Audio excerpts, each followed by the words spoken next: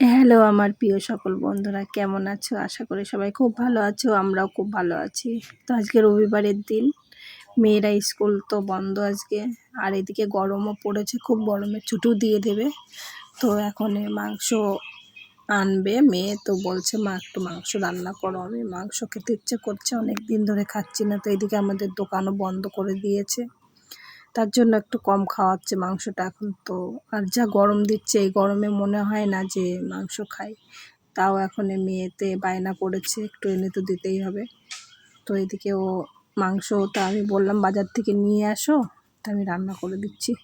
তো সাইকেল চালাতে পারে, স্কুলে সব কিছু তো একা একাই চলে যায়। এখন আর আমার দিয়ে আসতে হয় না, নিয়ে আসতে হয় না, এখন বড় হয়ে গেছে।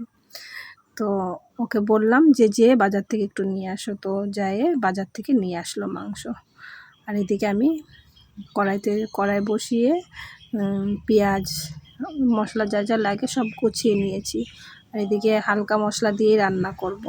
আর শিলনোড়ায় আর মশলা বাটিনি, মিক্সিতে বেটে নিয়েছে। আর আমি এদিকে বুড়ো এসছে, কেন আমি হাত পাতবো?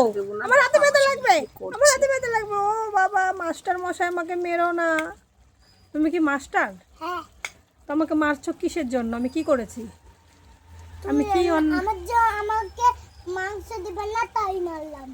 ও, আমি বলেছি তোমাকে মাংস দেবো না, তার জন্য তুমি আমাকে মারলা? তাই কিন্তু সত্যি সত্যি মাংস দেবো না তোমাকে। আজকে কি রান্না করছি আমরা আমরা আজকে কি রান্না করছি? মাছ মাছ না মাংস। কে কে খাবে মাংস? তুমি খাবা? গুলু, ছোট দাদা, অরণ্য,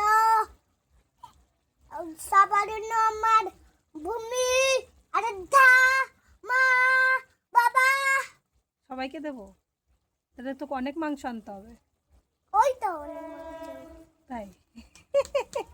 ঠিক আছে, সবাইকে দেবো। হ্যাঁ, টাটা করে দাও বন্ধুদেরকে। এদিকে বুড়ো আসলো, বুড়োর সঙ্গে তো আমি একটু গল্প করে নিলাম। তারপরে এদিকে দেখো গল্প করতে করতে মশলাটা কষানো আমার হয়ে গেছে। আর বেশি একটা তেল দিচ্ছি না, কারণ কি ছালালা মুরগি তো, এর জন্য বেশি একটা তেল দিচ্ছি না। আর এমনিই তেল গলে যাবে, দেখো কত তেল গলে যায়।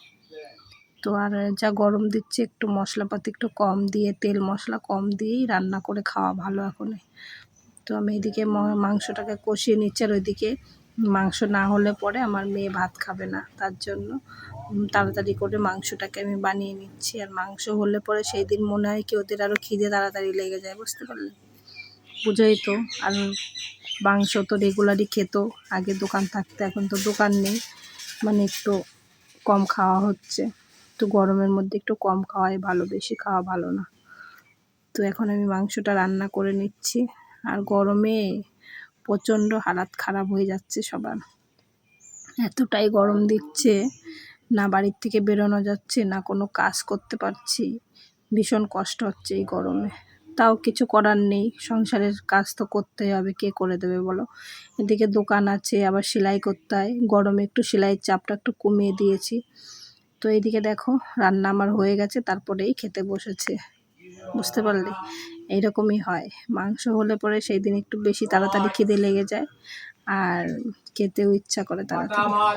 এদিকে মাংস রান্না আমার হয়ে গেছে, তো মেয়ে তো খেয়ে নিচ্ছে। আজকে দেখো মাংস আর হয়েছে, খেয়েই বলছে খুব সুন্দর কেমন হয়েছে বাজে মা, 12টা। দেখো কথা শুনলেই দুইবার বুঝতে খাওয়া পারবে। হয়ে গেল বমির। তো রান্না তো করে নিলাম গরমের আরও মধ্যে, নাকি দুইবার কারণ খাবো, কি ছেলে মেয়ের তাহলে বুঝতে মনের পারবে আশা তো মাংস পূরণ হলে একমাত্র পরে মারাই করতে পারে না।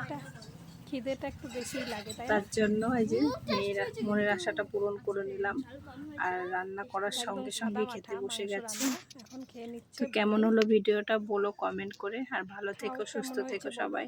টাটা, বাই বাই আজকের মতো।